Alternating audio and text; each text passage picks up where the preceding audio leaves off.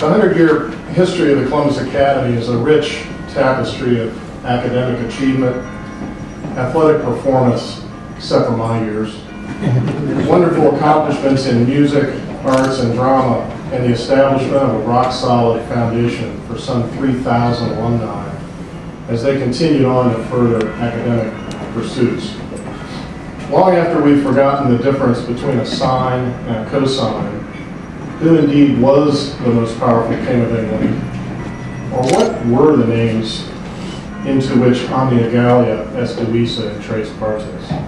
We remember the stories that bind us all to our classmates and to our alma mater. I first learned of the Columbus Academy while being driven home from a Little League baseball game in the 6th grade.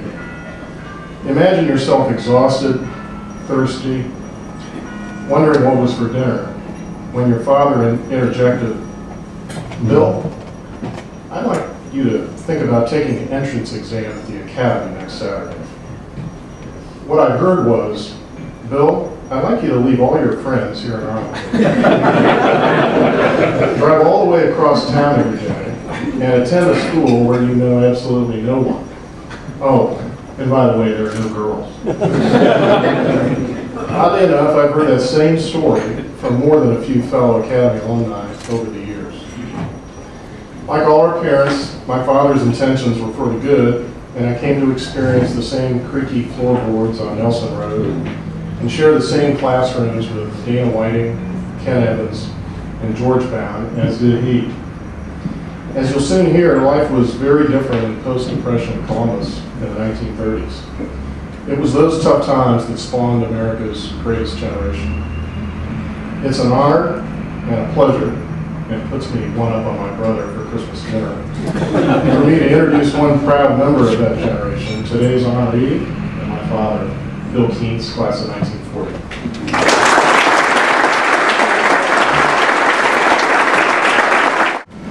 Thank you, Bill. Put up your allowance again.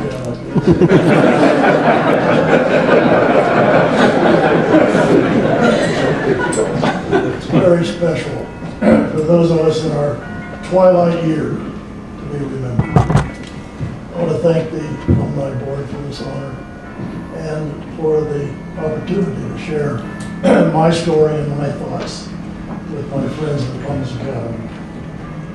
I'm often asked, how old are you? It's a logical question. My math teacher at the Columbus Academy 74 years ago was Dana Whiting, my favorite teacher of all time. He impressed us with the importance of being exact when dealing with numbers. So I'm going to tell you exactly how old I am. My age at noon today was 88.583. Nearly 90, almost 100, but actually 88.583. Columbus Academy today is 99.232 years old. It's on its way to its 100th birthday, September 25th next year. Headmaster John McKenzie and his team for the 100th year celebration hope to capture the personal stories that each of you have to share. A rich example of the stories out there has been recently cataloged by the creativity and the hard work of Liz Vaziri, class of 2011, in her video documentary of 10 Academy grads and their World War II experiences. There are more of these stories to tell. Boys from the classes of 1933 to 1945 were the Depression kids, the World War II GIs. Many were heroes, a few did not return. It was in their honor, in December of 1946, that this Academy Luncheon was initiated, and the first alumni scholarship was presented. In 1911, Columbus was 100 years old. Ohio State University was 40 years old. The shoe had not yet been built. The Buckeyes played on a grassy field with wood bleachers and a few standing people on North High Street. at Woodruff Avenue. Ohio State lost every year to Michigan until 1918. At that time, streetcars and horse and buggy were the most common means of getting from one place to another. The Jeffrey Manufacturing Company, Buckeye Steel, Columbus Coated Fabrics, and the F&R Lazarus Company were some of the major companies in Columbus. It was their leaders who were the founders of the Columbus Academy. Private boys' school were the founders of the Columbus Academy. Their goal was to bring the very best education to its students and to prepare them for the great colleges in the East. Among the leaders was Samuel Prescott Bush, president of Buckeye Steel Casting, and grandfather and great-grandfather of 2 United States presidents. It was no accident that these men would create an institution with the motto, "In the quest of best," quest of the best. Probably the most important decision made by the founders was the selection of Frank P.R. Van Sickle as its first headmaster. He was the son of a Presbyterian minister, a graduate of Columbia University and Princeton University, and a proven educator. The first 25 years were filled with challenges, mostly financial. World War I came only 6 years after the school started. The enrollment grew from 18 in 1912 to 89 in 1918.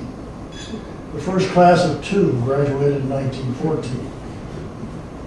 The old building with Quest of the Best over the fireplace on the old Nelson Road house served its purpose.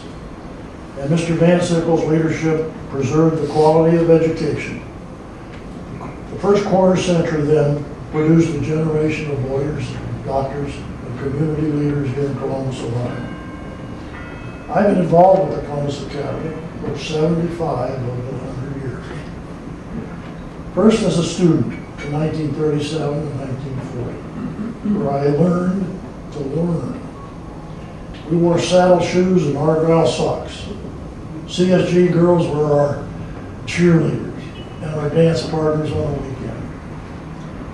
And we danced to the music of Benny Goodman, Artie Shaw, Tommy Dorsey. Music with a melody and words.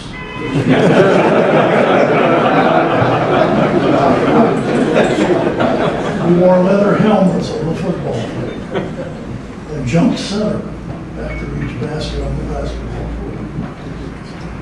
Then, as a parent, in 1963 and 1973, where my sons grew from little boys to well-educated young men. And as a trustee for that same period, when the land was acquired, thanks to the Woodhall family that made the great campus possible that we have today. I was born in 1922. I grew up in the blue-collar part of German Village. My father was the youngest son of John Kientz, a German immigrant, and founder of the Kientz Cut Stone Company. The company provided the stone lintels and sills on the windows and doorways on the great houses on East Broad Street, Brighton Road, and East Town Street. And they fashioned fluted stone columns and the spindles on bridges with a wood mallet and a chisel. It was a small but thriving business. During my early years. In 1929, however, the Great Depression began. The world changed for everyone. Grandfather's business and construction in general faded away. Before it died altogether, I visited the stone yard and watched my grandfather fashion a fluted sandstone column with his wood mallet and his chisel. Examining his work closely, he turned to me and he said, "Billy, in German, this ist mein Schaffen, so meine Gutheit." So he says Georgia for tonight, that's good. He said, "Billy, if my work satisfies me, it will satisfy my customer." I learned immediately that excellence is in the detail. He worked to a very high standard. I never forgot his message and tried consistently for excellence the rest of my life. The impact of the Depression was very real. manufacturing fell to 54% from the 1929 level. Unemployment was 30% in 1932 and rising. A further blow to our small family at that crucial time was the discovery that my father had the first signs of a terminal illness that was to last for 7 years. At age 8, chores outside of school were very clear. I had to help my mother take care of my father. The last 4 of those years were very difficult. Then 2 critical events occurred. The first in 1931. Webb Voorhees, trustee of the Academy at the time, father and grandfather of several distinguished alumni, went to Washington, D.C. and successfully acquired a full World War I disability pension for my father and other veterans disabled by the same problem. So we were able to heat the rented house and eat. We were better off than most of the people around us at that time. The second event occurred in the middle of 1937. I was offered a working scholarship by the Columbus Academy. I was reluctant to leave my best friend, Bill Hess, who later became football coach at Ohio University and athletic director. And I was afraid of not being accepted by the rich kids at the Columbus Academy. Fortunately, I made the right decision. My new world began around September 15 in 1937.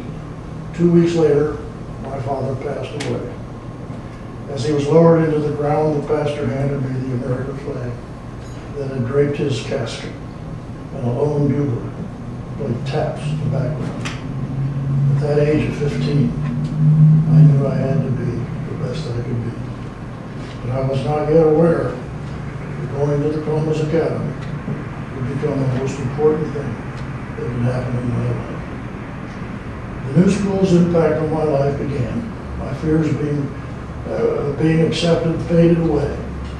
But Mr. Van Sickle, the teachers, and my fellow students especially, not only welcomed me, but made me feel like one of them. My scholarship duties were defined and manageable. I set tables for lunch, washed the dishes, and worked in the office. Mr. Van Sickle, in a series of visits, assured me that I was one of his boys, and that he very much wanted me to succeed. Having just lost my father, I began secretly to adopt fathers, men whom I wanted to emulate. Vanny was the first in a series of those adopted fathers. The masters, as we called them, treated me in the same manner as all other students. But I had a real adjustment to make. I had been a straight A student for 9 years in the public school system, but I quickly learned that I had to work much harder to achieve a C+, B- record at the Academy. I did it without realizing at the time I was learning how to learn, a benefit that paid off the rest of my life. I also managed to do well in the athletic field, an accomplishment that earned a scholarship at Wesleyan University in Connecticut. I graduated from the Academy in 1940, well prepared for college and the world. However, World War II intervened. I served as a forward observer in the 69th Division, directing artillery fire using the specific numbers that Mr. Whitey taught me at the Academy. We proceeded from the Battle of the Bulge in Belgium in northern France, crossing the Rhine, and meeting with the Russians in eastern Germany in May of 1945. After the service, I finished college in engineering at Ohio State, and I was finally ready to face the world. I spent the next 45 years in the insurance business. Austin McElroy, founder of a prominent insurance agency, and the last of my adoptive fathers, invited me to join him and his firm. Serving large manufacturing and the tech industries made good use of my engineering and my Columbus Academy education. Perhaps the single most important lesson I learned at our school was the ability to communicate with others. By writing essays, books, book reviews, and term papers. By writing essays, book reviews, and term papers. I want to give you one powerful lesson in communication. On June 1815, Napoleon Bonaparte was poised to meet his most important battle at Waterloo. He sent a message to one of his generals that said, "Rendezvous au Gambo." Gambo is a small town east of Waterloo. Now, all of you French students will remember that this French word "au" has many meanings: in, on, into, all the way, at. Napoleon, general, understood the message to say, "Meet me in Gambo." Napoleon meant, "Meet me on the way to Gambo." Napoleon went on and met Wellington at Waterloo without the 33,000 troops waiting in Gambo, and lost the battle that changed the course of history in Europe from miscommunication of one small word. I learned many things at the Columbus Academy. I learned to be specific with numbers and to communicate effectively with others. And I developed a lifelong friendship with my classmates and many others. Today I find myself blessed many times over. My wife and lifetime partner cherish our boys and their wives, and the 4 grandchildren who fulfill our dream for the future of the Kientz family. My twilight years follow a business life of moderate material success, but a bountiful and treasured reputation for professional performance. And you have selected me to be your distinguished alumni on the eve of the 100th anniversary of your alma mater. What else could a 88.583-year-old graduate ask for?